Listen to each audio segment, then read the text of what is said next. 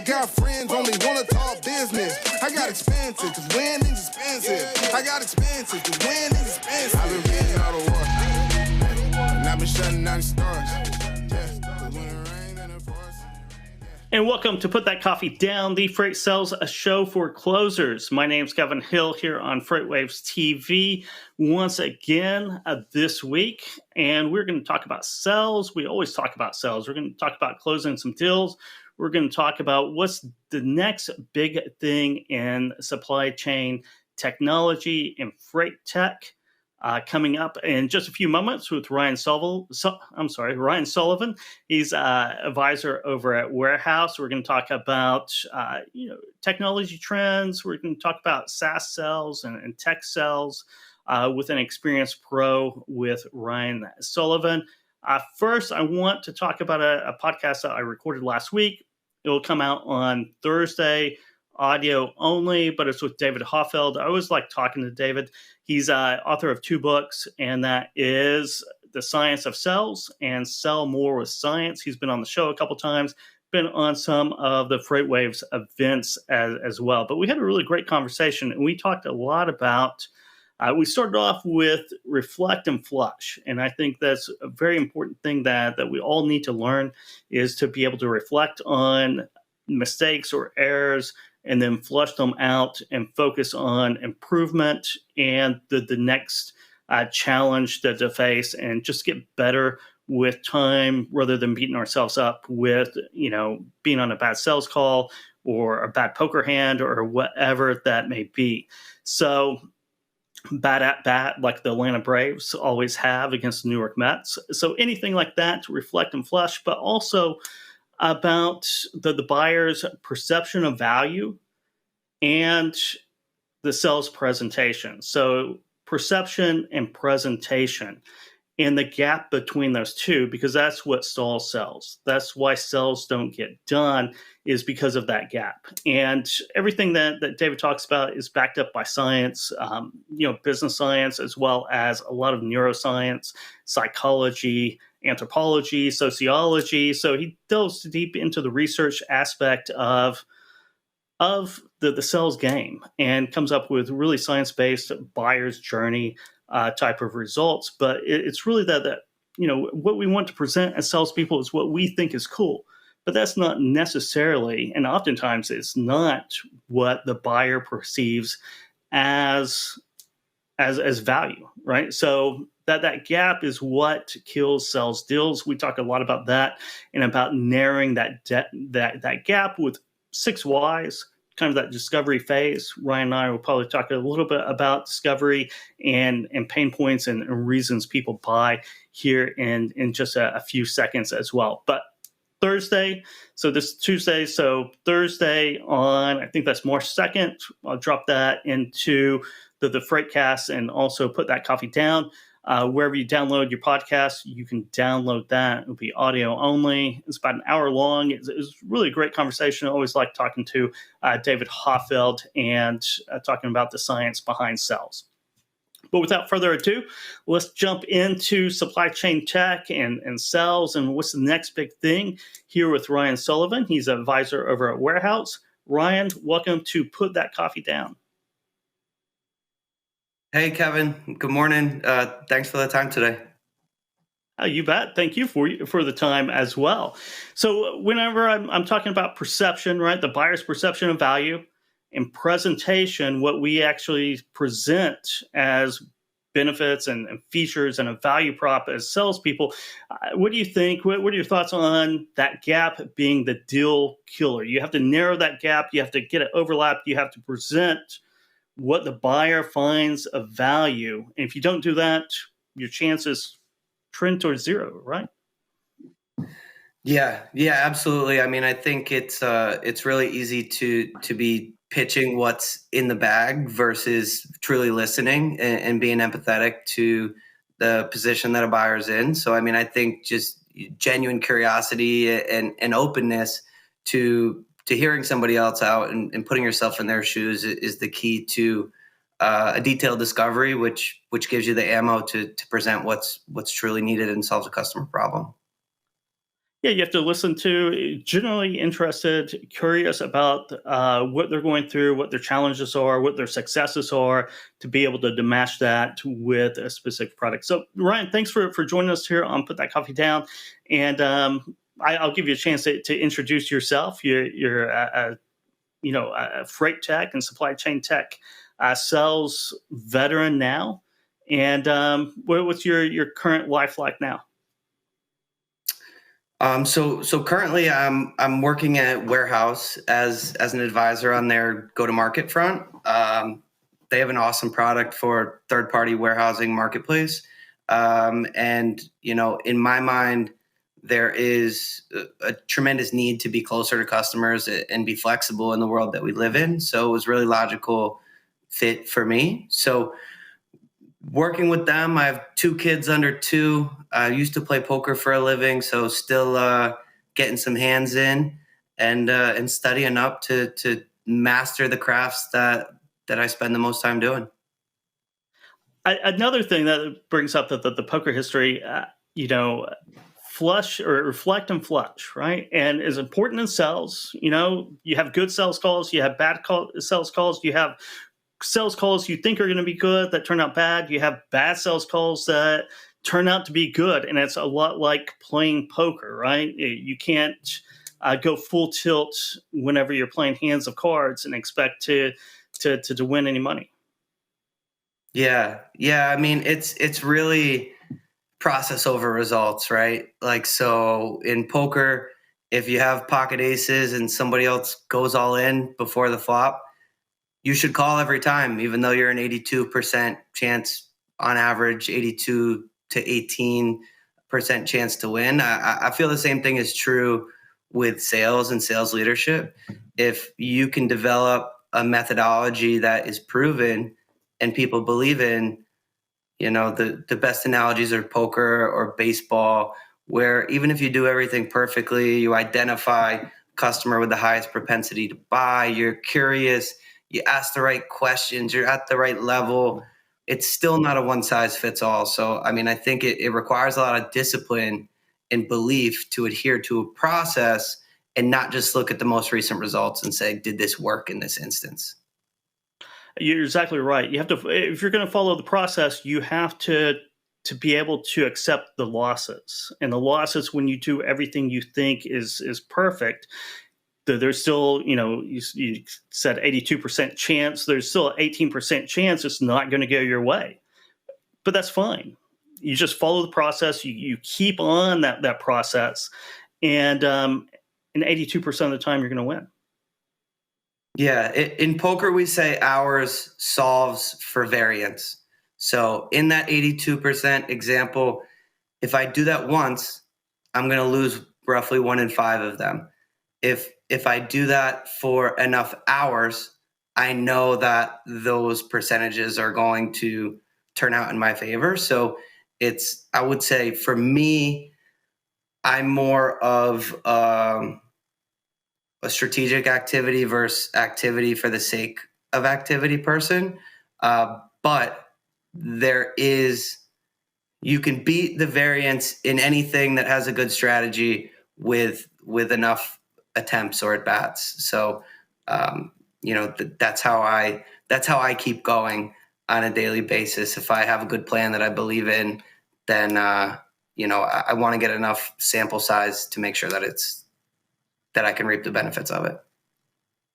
Yeah, I think following that process and reaping the benefits, I do think a lot of salespeople out there, both in logistics and SaaS, throughout every industry, are the 7-2 offsuit players who are just in every pot, and they just Yeah. can't figure out what they're doing right or what they're doing wrong.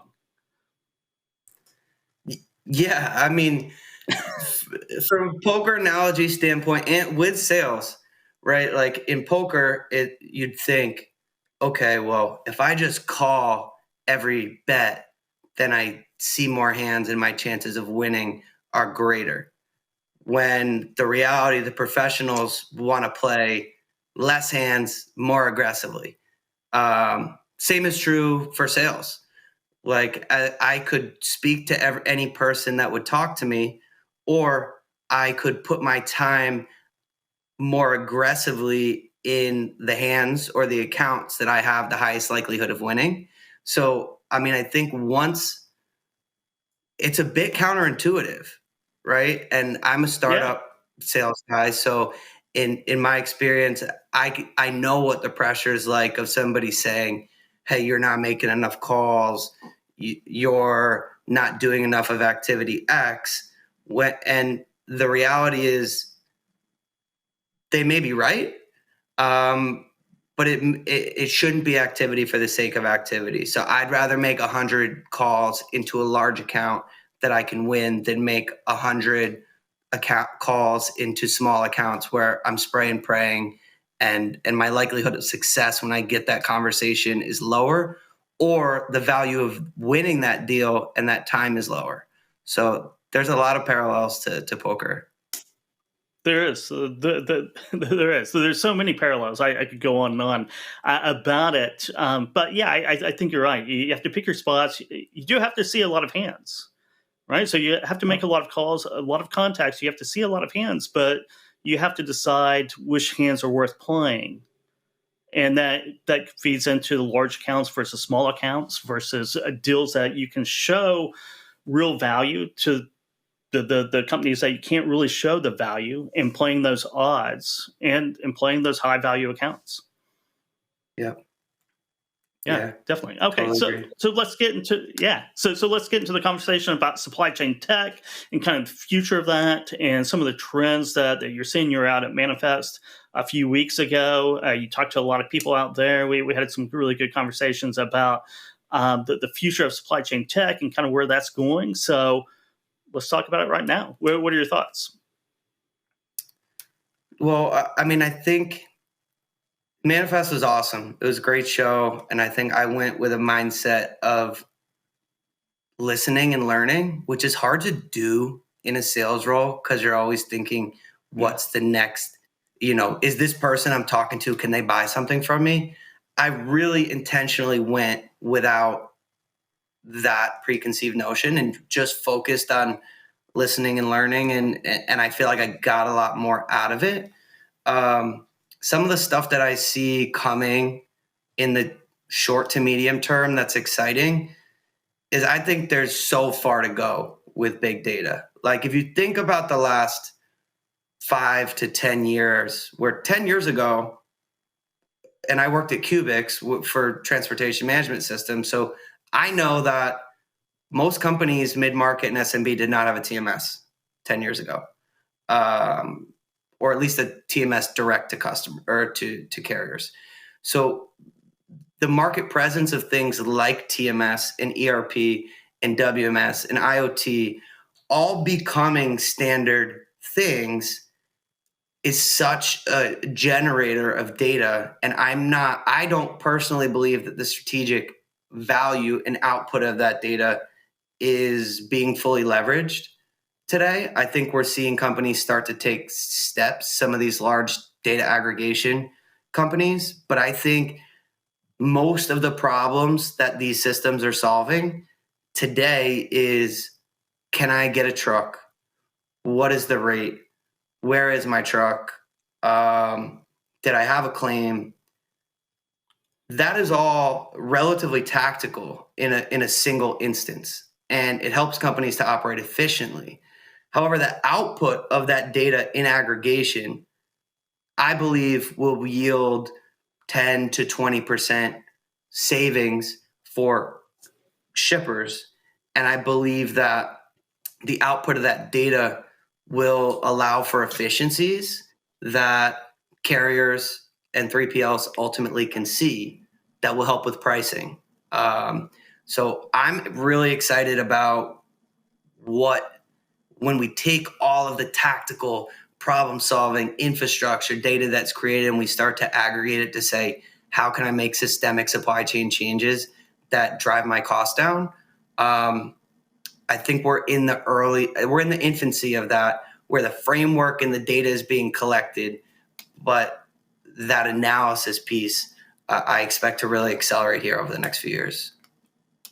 Yeah, you mentioned that it's early infancy, early innings. It's not fully leveraged. I agree completely. I don't even think we've made a dent or a tip of iceberg or whatever other analogy you want. I think it really hasn't started. And I think that is one of the areas as well, the big data, strategic kind of vision for aggregating all of this data that we're now collecting. And we just started collecting in the last 5 or 10 years. And putting all that together to make really good strategic decisions, we again, I mean, we haven't even started, and it's a very exciting kind of landscape, and yeah, it just there's endless possibilities. Yeah, it really is. It really is amazing when you think about all of the data that's collected that may by itself not be valuable, right? But if you can tie it to data that you're getting from other places, all of a sudden there's tremendous insights that you can glean. The other area that I'm really interested in seeing what happens with is it all has to do with e-commerce, but basically the warehousing, robotics, final mile solutions that we're seeing enter the market. I think final mile in itself, it's already changing, but I think it's going to change tremendously, whether it be drone technologies or robots in warehouses or third-party warehousing or, the Uber effect of marketplaces impacting final mile. I'm really excited to see, and I think the landscape is going to be tremendously different within that space. Specifically, I think we're going to see big brands try and cut out some of the middlemen around. Like, I'm a huge user of an app to get my groceries delivered. I think we are going to see grocery stores want to start retaining brand loyalty and having that direct relationship with their customer. So the space, I think about it from a consumer because I know that when I'm ordering that way, there's a 30% margin that comes out of that product when I'm ordering groceries or food directly to my house. And for the small end of the market, I think that'll continue, but it'll be interesting to see the first, the big box retailers and then from a B2B standpoint, products moving that way. Yeah, I can see the Publix, Kroger's, Albertsons taking control of that, for that brand loyalty.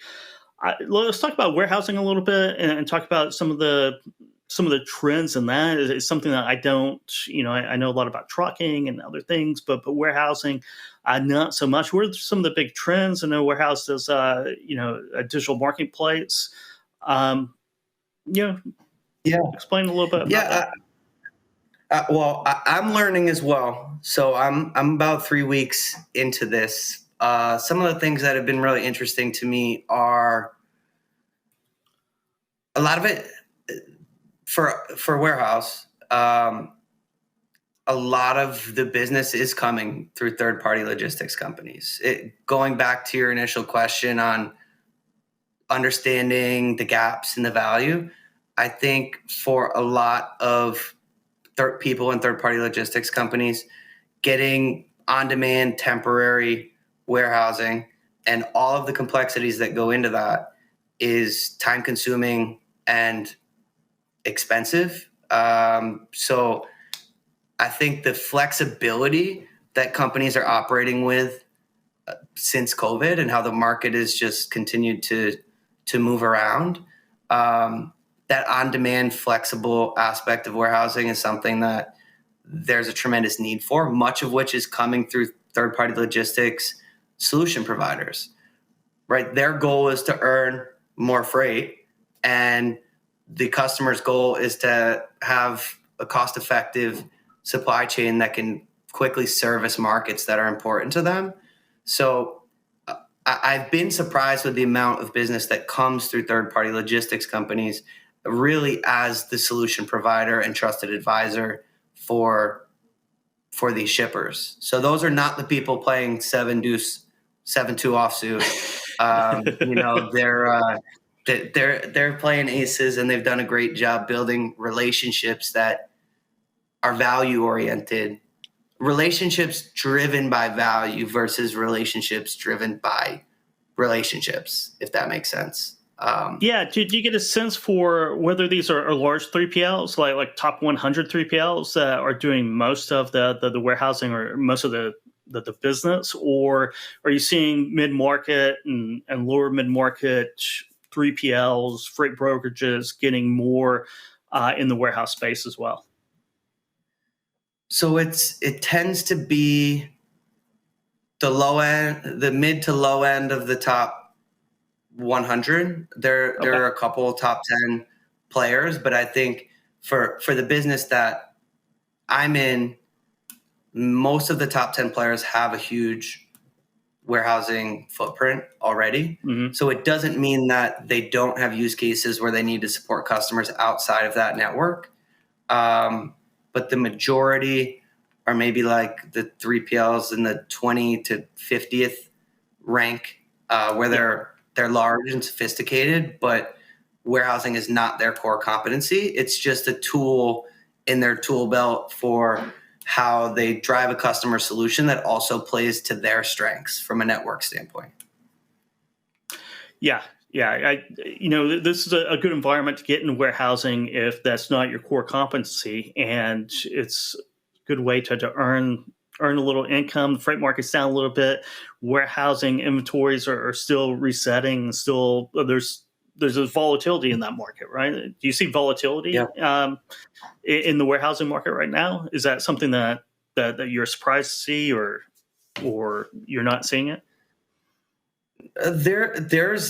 There's volatility. It was turned upside down during COVID. Mm-hmm. So I think we're still in like a correction period. One of the things that was most surprising to me was the price discrepancy regionally.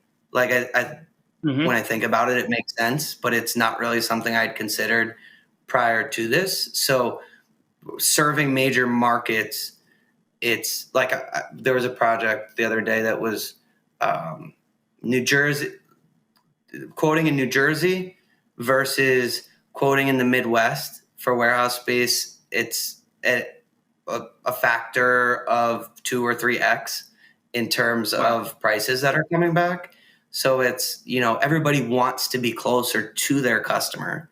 But the cost difference of that is pretty dramatic, which is why I think this really lends well to 3PLs in building a solution that meets customers' requirements, gives them an opportunity to earn more freight, and makes the warehousing component as cost effective as possible.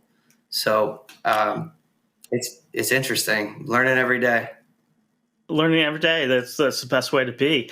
It's interesting. Also, we started off with big data, and big data, that metadata flowing in for these strategic supply chain situations, like where do I put my warehouse compared to freight costs, delivery times, claims. Putting all that together to build a strategy out is what we were talking about in the beginning, right?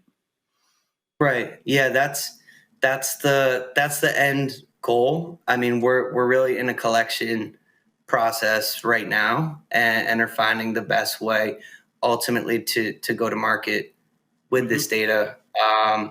So it's, that's the hard part about data, I think, and why so many times we collect and collect and collect, and then it takes so long to figure out how to use it, is because there are a lot of options.